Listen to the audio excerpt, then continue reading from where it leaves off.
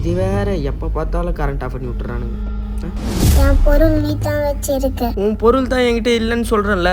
உன்கிட்ட தான் இருக்குது, நான் உன்னை விட மாட்டேன் கொடுக்குற வரைக்கும்.